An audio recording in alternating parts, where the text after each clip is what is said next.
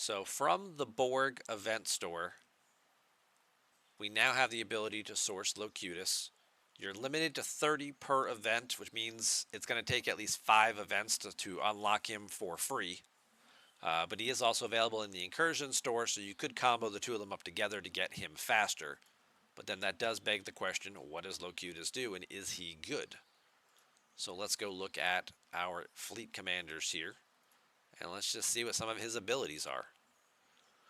So the talents that are going to be, as long as he's slotted, you're going to have ship repair speed, damage against solo and group armadas, okay. Mitigation stats while cloaked, Max shield health, okay. And kinetic weapon damage, okay.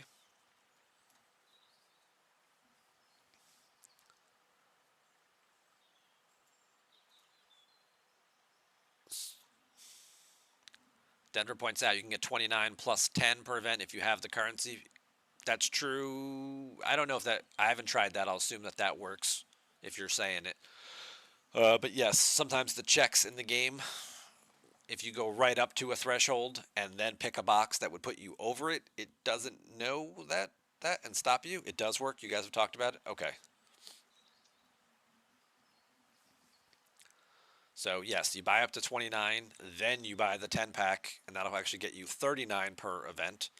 So you can still, that'll get you there in 4 pulls, 4 months.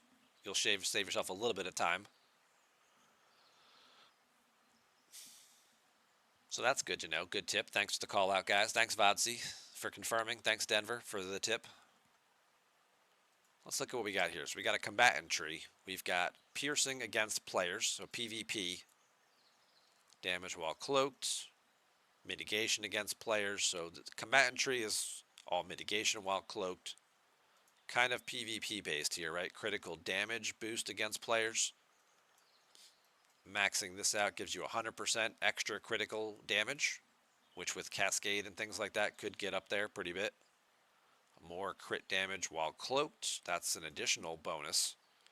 So if you're cloaked and you hit a player, you could get up to 250% more damage, or crit damage.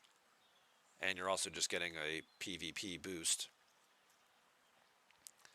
up to 450%. And then we get into, whoops, that was the end level ones. Increasing number of shots against players. Okay. So give yourself a chance to get extra shots. And I guess this is for each type of, nope, only for interceptors. Interesting. Critical damage against players. This is another boost to more crit damage. And more kinetic weapon damage, which interceptors tend to have more kinetic weapons. So it does seem like he's a little more interceptor based. PvP bonus. Interesting. Okay.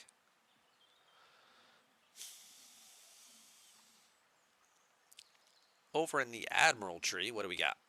Damage against Federation. All right, so this is going to be Fed, Klingon, Romulan, Armada damage boost. So give you a little more damage output against those. That can help all kinds of players of every level. Now you get additional damage against solo and group armadas. So in addition to an FKR boost, you're also getting an additional boost to do some more damage. Certainly makes some of those easier. Not going to help on the Cardassian armadas as much, but or the Dominion solo ones. You won't get both bonuses, but still some pretty good stuff there. More critical damage against Borg solos. That's pretty nice. And penetration bonuses against Dominion solos. Okay. Now you got more critical damage against solos here as well. And then moving on to the last tier, more mitigation against solos, more mitigation against group armadas, and more critical hit chance boost. So all your ships could start with potentially a 10% higher critical hit chance. So that's a big head start. Before, you're over a 30% crit chance if you have the prime and you have this before any officer abilities even start kicking in. Cisco and Chakotay and Khan, Bashir, any of that stuff. So you're already over 30% potentially with that. That's not bad for doing some Armada grinding. And then the mechanic tree, we got ship repair speed, more armor for battleships. So you're going to, again, increase your mitigation. Yep, one for each of them. Max cargo on the Vidar. That's the base baby Vidar. Maybe if you're using it to farm OPC. Or you're a lower level player and you don't have anything higher yet. If you don't have a Talios yet, having a bigger cargo capacity for someone in the 25 to 35 range, certainly beneficial.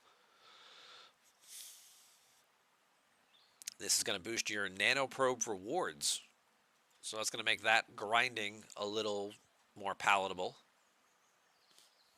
You can get up to a 50% loot bonus. Combine that with things like the new Picard, like 5 of 11, like the Doctor, below decks, like the exocomps. Could get a significant increase in stuff there. This is just a flat boost to protected cargo for all your ships.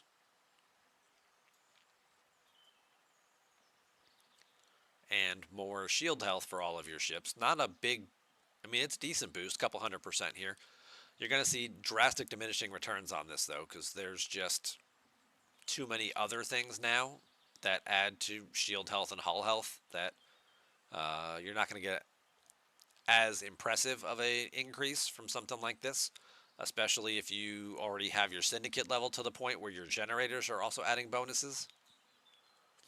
And then at the bottom, we've got more repair cost efficiency. That's always helpful, making stuff easier and cheaper to repair. And now you've got, so here's a hull boost as well to go with that shield boost, although it's a bigger hull boost. And that obviously could, have an impact, make a big difference in PvP fighting, which is what this other tree is all about. So PvP solo armadas is the main bulk of what he's got there, but he also does help a little bit with your Borg grinding in terms of getting nanoprobes and things like that, or just giving you a little more hull health and a little more shield health. So he's got potential, and certainly seems like he's worth sourcing, especially because you're going to, at some point in time, run out of places from either Kirk or Spock to put stuff.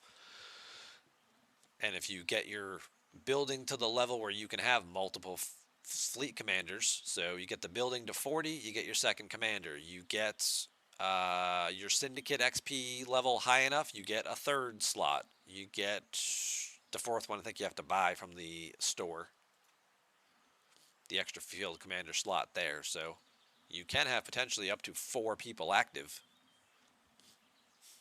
Obviously, don't buy the slots until you have the extra people to put in them already.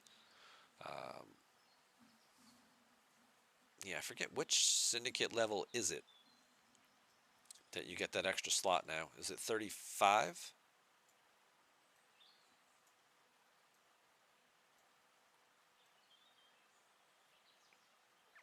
No, it's 40. You got to get all the way to 40. Oof.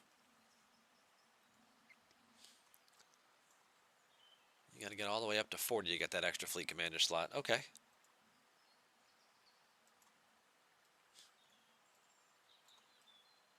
It's going to take a little while. We're getting closer to 30, though. Getting closer. That's when I'll get that hull bonus kicked on for the par steel generators. So that would make something like Locutus's, one of his higher tier buffs less valuable. You're going to see diminishing returns on that. Also getting more repair cost efficiency and things. Going to see diminishing returns because now you're starting to overlap. And that is the issue with power creep in this game, is that the more they add more things that add to the same thing, the less net value you're seeing, because they're all modifying the same base value. And now you're just seeing that diminishing returns. So, gonna take a little while to get all the way there to get that extra one, but you know, you just have to remember to click the button and swap people around. So, just right around the corner. Yeah, absolutely. We'll be there in no time.